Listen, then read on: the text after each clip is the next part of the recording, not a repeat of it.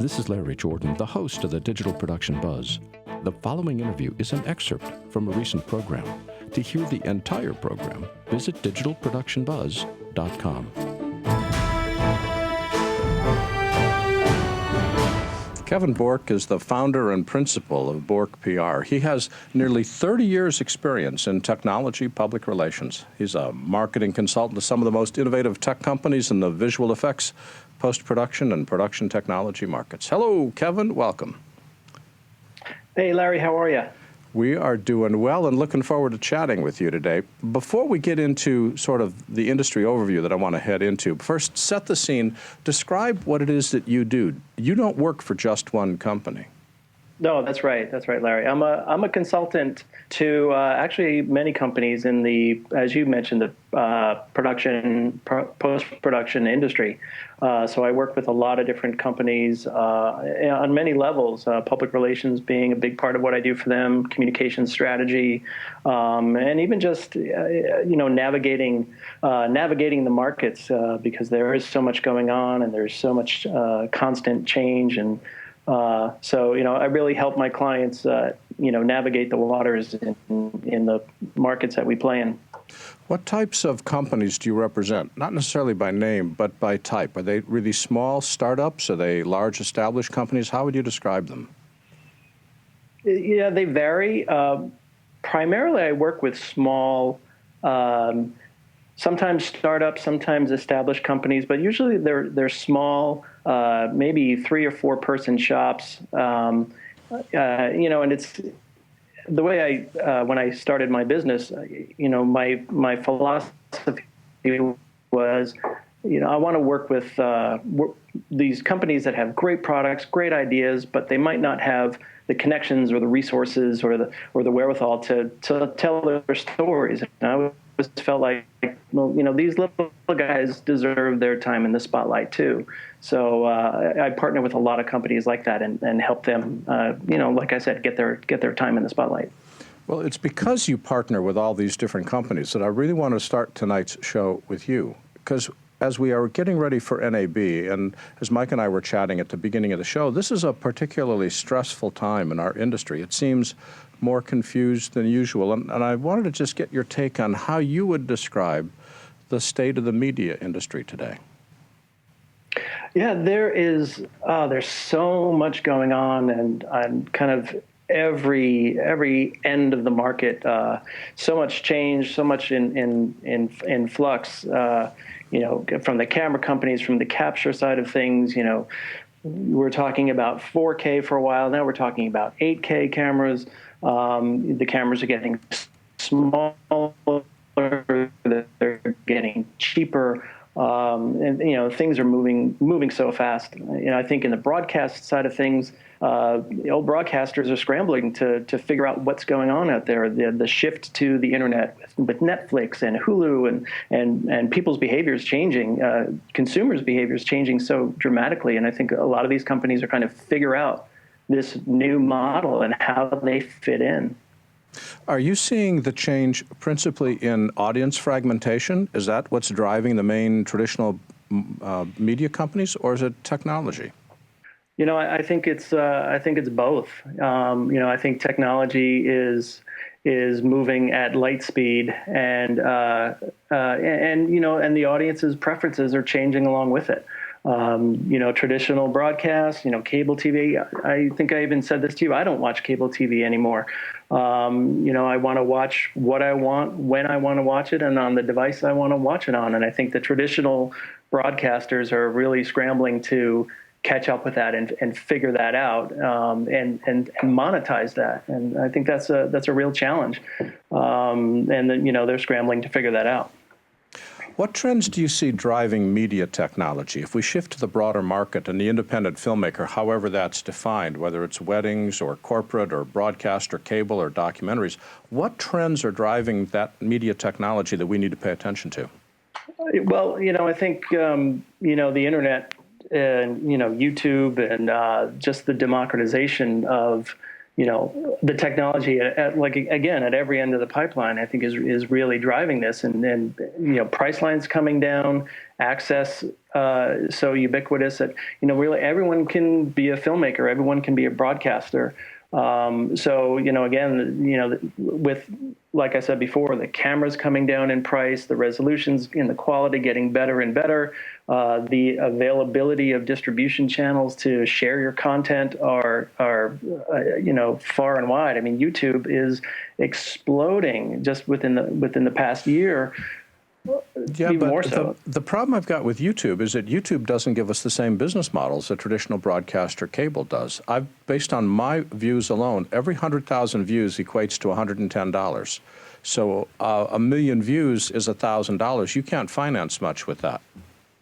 Well, yeah, and again, I think that's where the strain and people scrambling to figure out how to monetize that, because at the end of the day, the value is where the audience is, and in traditional models, well, that was easy. You could just put up ads and you would reach those people. But it's an entirely new it's a new era, and it's incredibly challenging to try to monetize that. But again, we're seeing the rise of the YouTube celebrity with millions of followers. Some of these young kids are millionaires because of the audience that they've built on this new medium. It's becoming the new mainstream, and that's where it's kind of this new era of content creator is now striving for, because that's where that's where the audience is, and they're skipping over the traditional channels and going directly to their audience. And capitalizing on it. And again, the old school models are saying, "What's going on here? What's happening? We need to figure this out. How do we get a piece of this?" And I think they don't have the answers yet. Yeah, well, they think they got the answers because a couple months ago they launched YouTube Red, and that's pretty much Netflix for $10 a month. That you can so original programming on YouTube that might end up involving some of their millionaire kids who are doing fashion videos. I don't know, but right now there are some decent shows. Everything, and it's a subscription model, $10 a month. It's a subscription model, and if you paid attention to some of the characters on some of these new shows these new programs, they're all YouTubers. These are all individual YouTubers that have built a name for themselves, and now they've all come together and they're creating highly produced content in the form of these shows, these new shows on YouTube Red. Yeah, if you go to YouTube Red and scroll down, it's originals from creators that you love. Yeah, exactly. I was watching the trailer of one of them, and I was like, I know that guy, I know that guy, I know that guy. And 2 years ago, these people were nobodies, or a year ago they were nobodies, and suddenly it's like I said before, it's this new mainstream. It's amazing. I'm fascinated with this whole thing. Fascinated. Yeah, it is. It's interesting. One of the challenges is trying to figure out how we're going to finance all this gear. You're working with companies that are trying to sell to media people. How are they getting money? What's getting their attention? Is it all subscription based or what? Well, on the software side, yeah, I'm seeing a lot of software moving to subscription-based model. I think people still are spending money on the capture gear. Camera companies, I think, are still making the money. And we're going to see a lot of very cool things. I'm excited for this NAB. I think we're going to see a lot of great things from the camera companies. Blackmagic just announced that they're finally shipping the micro cinema camera. So I think these guys are they're making the money, and and speaking of trends too, I think 360 video, VR, like this is kind of like this whole next wave of what's going to be hot in terms of technologies at NAB. Last year I think it was drones were really hot, and everyone was talking 4K. I think this year everyone's talking and very excited about VR and 360. I think drones are we're going to see a lot of drone activity, but I think the hype is kind of dying off a little bit there. It's just becoming a little too saturated. The regulations are kind of putting a damper on things, but it's become a very saturated market very quickly, and it's getting harder to make money with that. And so I think that hype is going to start dying down a little bit. We're going to be talking in the third segment of the show with Rick Barrett, who is with Maxon, specifically talking about 360 video and VR. So we're going to follow up with him on that. I want to come back to content creators, people that are creating content. Not everybody can be a YouTube star, and we're seeing that most people don't want to pay for online content, and other distribution outlets have had budgets fall. Where's the money going to be? How do we finance our content creation habit? Yeah, that's the big question. That's the big question. Well, come up with the answer, because there's a lot of people want to know what it is, would you? Come on, Kevin, that's why you're on. Well, if I come up with the answer to that, then we'll be having a big party, because that's the tough question right now. Absolutely. How does social media affect all this? Well, social media plays a huge role in terms of vendors and just companies reaching directly to their audiences. I think social media has directly turned the old advertising models upside down. And again, I think the tricky part is the younger companies.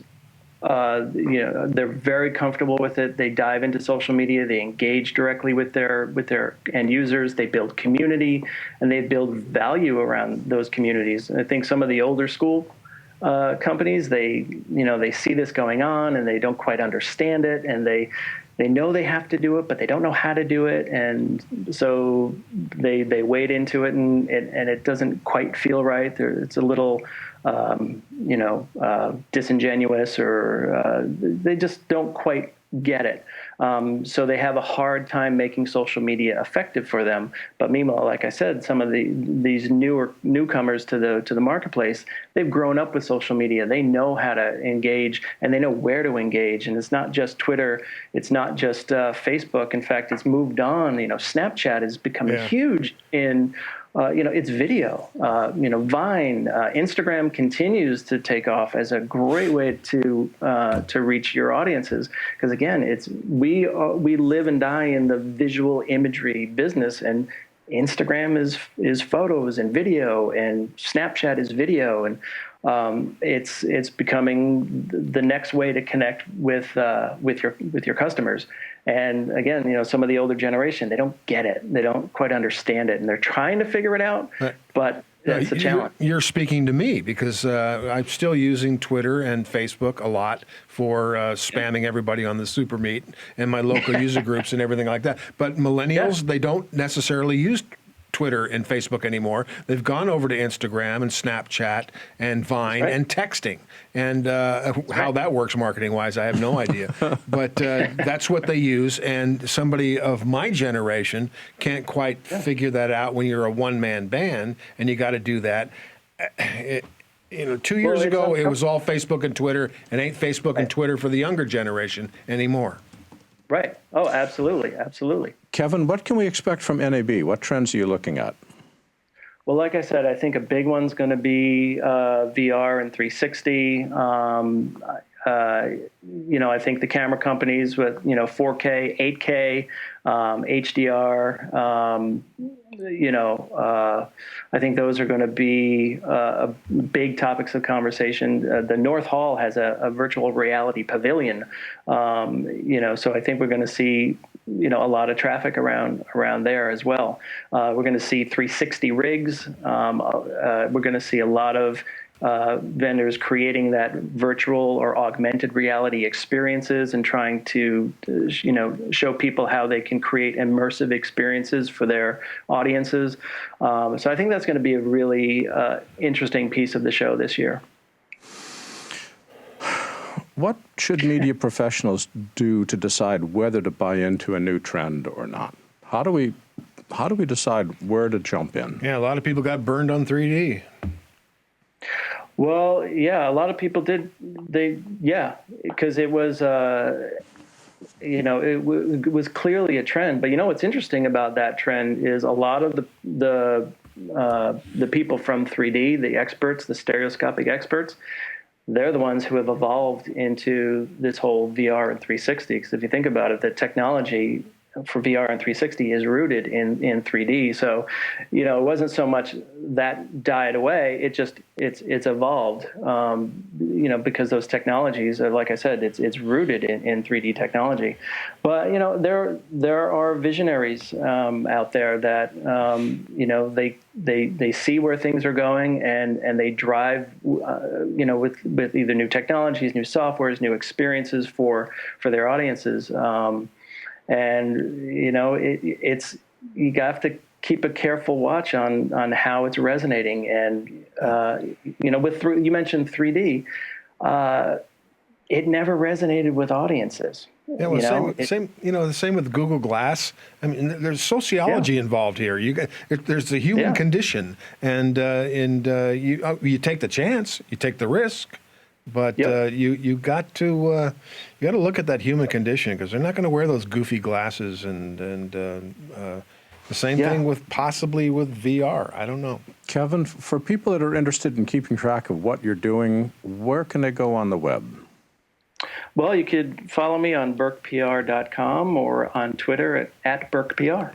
That's BourkePR, all one word, BourkePR.com. And Kevin Bourke is the founder, the president, and chief bottle washer of BourkePR. Kevin, thanks for joining us. Kevin today. always helps us on the Super Meet, too, and thanks, Kevin. Absolutely. I'm looking forward to seeing you guys in Vegas. Always. It'll be fun. Take care. All right. Take care, guys. Bye-bye. If you'd like to see more videos like this one, please subscribe to our YouTube channel. To stay connected and receive updates from The Buzz, sign up for our free weekly newsletter now. Or you can learn more about us on our website. And thanks for watching The Digital Production Buzz.